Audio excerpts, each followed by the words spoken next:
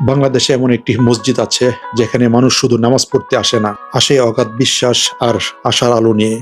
আর এই মসজিদটি হলো কিশোরগঞ্জের ঐতিহাসিক পাগলা মসজিদ। এই মসজিদকে ঘিরে আছে শত বছরের গল্প, আর আছে লাখো মানুষের অটুট বিশ্বাস।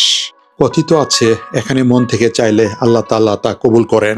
এই বিশ্বাস থেকে প্রতিদিন মানুষ দূর দূরান্ত থেকে এখানে দান করতে আসে। টাকা, স্বর্ণ, হাঁস মুরগি, এমনকি গরু ছাগলও। প্রতি 3 মাস অন্তর অন্তর এখানে দান বাক্সগুলো খোলা হয়, আর পাওয়া যায় তাতে কোটি কোটি টাকা, যা পুরো দেশকে নতুন করে ভাবতে বাধ্য করে। কত গভীর হলে মানুষের বিশ্বাস এমন হয়। এটি শুধু একটি ইমারত নয়, এটি অসহায় মানুষের পাশে দাঁড়ানোর এক অনন্য উদাহরণ।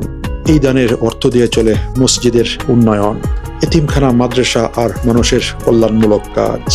এখানে আসলে বোঝা যায় বিশ্বাস যখন ইমানের সাথে মিশে যায় তখন সেটাই ইতিহাস হয়ে দাঁড়ায়। আপনি কি কখনো এই মসজিদে এসেছেন?